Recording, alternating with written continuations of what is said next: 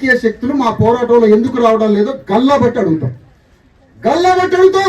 కమ్మ రాజకీయ ఆధిపత్యంలో ఉన్న రాజకీయ వేదికలు ఈ పోరాటంలో మీరు పాల్గొనట్లేదు కాబట్టి ఇది కమ్మగా మీ మీద ముద్ర వేయాల్సిన పరిస్థితి వచ్చింది అని అంటున్నారు. ఇది చాలా జాగ్రత్తగా గమనించాలి. మాకెవరి మీద లేదమ్మా, మాకెవరి మీద లేదు కోపం, దేశం. కమ్మోళ్లలో జీవితాన్ని ధారపోసిన కమ్మోరు ఉన్నారు, నేను కాదనట్లే. కానీ ఇప్పుడు వస్తున్నది ఏంటి? ఈ కమ్మోళ్ళ పక్షాన శ్రీనివాసరెడ్డి చేరిండమ్మా. శ్రీనివాసరెడ్డిలో రెడ్డి పౌరుషం కనపడదు. అసలు శ్రీనివాసరెడ్డి రోజు రోజుకి శ్రీనివాసరెడ్డి చౌదరి లాగా మారుతాడు. ఆయన కమ్మాయి లాగా మారింది. మన ఇంట్లో గడియారం పెట్టి ఎప్పుడు చదవాలో టైం పెట్టిండమ్మ. దాంట్లో మనం ఎప్పుడు చచ్చిపోవాలో గడియారం పెట్టిండు. ఇంట్లో ఆయన గడియారం పెట్టినాడో పెళ్లిలో బువ్వలు పెడుతున్నాడో ఆయన బువ్వలు పెట్టిండని తిరగండి. మరి ఆయన బువ్వలు పెట్టిండు, గడియారం పెట్టిండు. బువ్వల విషయం పెట్టిండు, ఎప్పుడు కావాలో గడియారం పెట్టిండు. శ్రీనివాసరెడ్డి రెడ్డి క్షత్రుడు కాదమ్మా, రెడ్డి పౌరుషం లేదు. పచ్చి కమ్మ వ్యక్తిలాగానే ప్రవర్తిస్తాడు కమ్మలతో కలిసి. సరే అమ్మా, ఇద్దరు కలిసి మాట్లాడినాం. ఇక్కడ ఒక మూగ హంతకుడు ఉన్నాడమ్మా, మౌన హంతకుడు. నోరు తెరిచి మాట్లాడడు, మౌనంగా ఉండి కోట్ల మంది చచ్చిపోయినా కూడా నోరు తెరవడు. అతనే మన వర్గం నుంచి పుట్టుకొచ్చినటువంటి ఉప ముఖ్యమంత్రి బట్టి విక్రమార్క. ఇతను నోరు తెరవడమ్మా. ఖమ్మం జిల్లాలో ఉన్న బీసీఎస్సీ ఎస్టీలంతా వీళ్ళ రక్తం ఏరులై పారుతున్నా, మధురలో ఉన్న బీసీఎస్సీ ఎస్టీలు మాదిగల రక్తం ఏరులై పారుతున్నా బట్టి విక్రమార్క నోరు తెరవడమ్మా.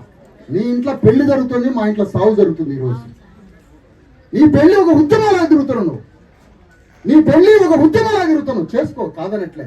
కానీ నీ రాజ్యం కాలిపోతుంది. ఈరోజు నీ రాజ్యంలో బీసీఎస్సీ ఎస్టీలు చచ్చిపోతారు.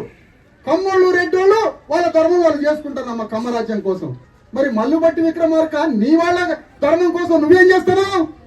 ఇవన్నీ బాధిత వర్గమైన బీసీఎస్సీ ఎస్టీల్ని రక్షించమని డాక్టర్ అంబేద్కర్ నిన్ను రిజర్వ్ చేసి, ఆ రిజర్వేషన్ నుంచి ఎమ్మెల్యే చేసి, ఆ రిజర్వేషన్ నుంచి నిన్ను మంత్రి చేసి, ఆ మంత్రి నుంచి ఉప ముఖ్యమంత్రి చేసిన అంబేద్కర్ యొక్క బీసీఎస్సీ ఎస్టీ ప్రజలకి నువ్వు చేస్తున్నది ఏంటి?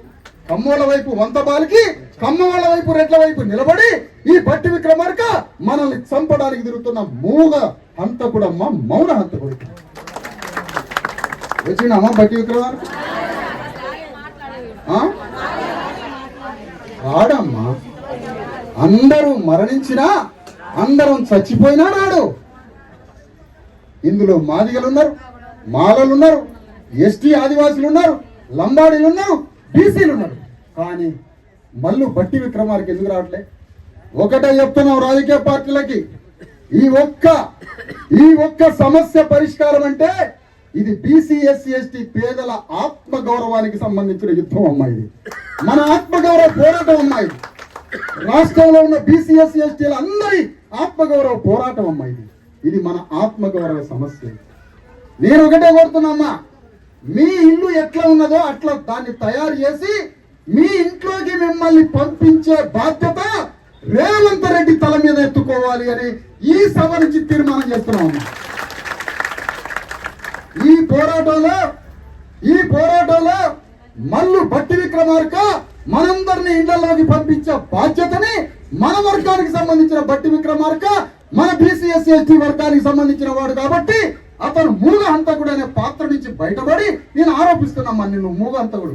నేను మూగ హంతకుడిని కాదు, వీళ్ళకి ప్రాణం పోసే వ్యక్తిని అని నువ్వు అనుకుంటే ఇగో రేవంత్ రెడ్డి మీద ఆ బాధ్యత పెడుతున్నావు. నువ్వు ఈ బాధ్యత తీసుకొని మమ్మల్ని ఎవరి ఇంట్లోకి వాళ్ళని పంపించి, ఎవరి భూమిలోకి వాళ్ళని పంపించి గౌరవంగా మమ్మల్ని సాగనంపే బాధ్యత మా వర్గాలకు సంబంధించిన వాడిని కాబట్టి నువ్వు ఈ బాధ్యత నెత్తి మీద వేసుకో.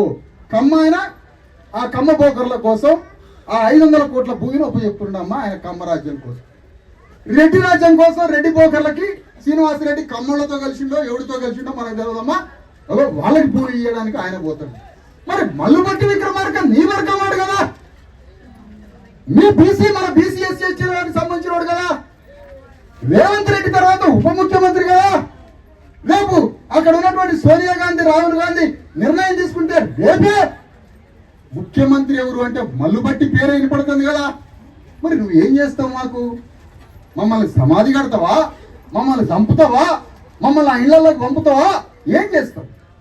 అందుకనే మల్లు బట్టి విక్రమార్క ఇందులో ఈ నేరంలో భాగస్తుడు కాదు అని మేము నమ్ముతాం.